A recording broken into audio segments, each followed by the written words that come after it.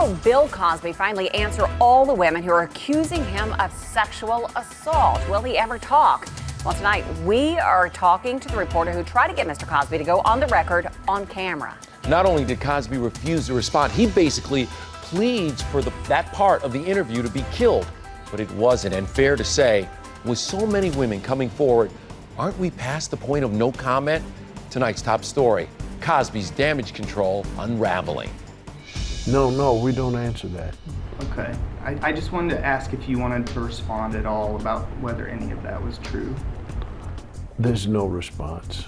It was a little nerve-wracking to pose this question to him. I'll admit that. The persona that people know about Bill Cosby, should they believe anything differently about what? There is no comment about that.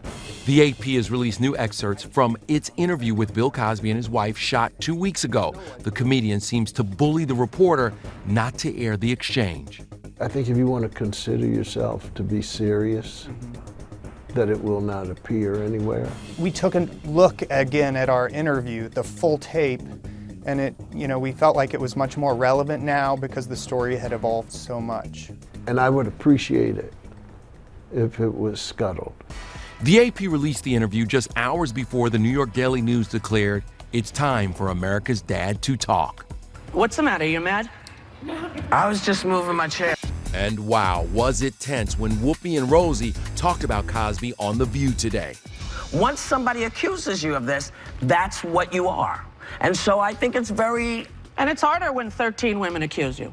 There are no charges pending. No, there are no charges pending. Statute of limitation is over. Yeah, well, what do you want to do?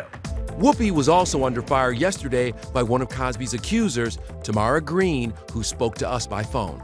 Tamara, you called out Whoopi Goldberg for questioning why another alleged victim didn't go to the cops. Perhaps the police might have believed it.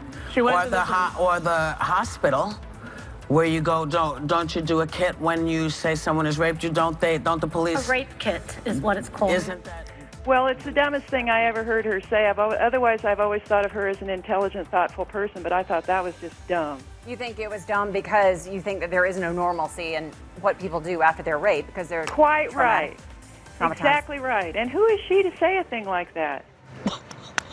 Cosby accuser Janice Dickinson was overcome with emotion after that interview, even briefly falling before she could regain her composure. If you missed our interviews with Dickinson over the last few days, we've posted the stories on ET Online.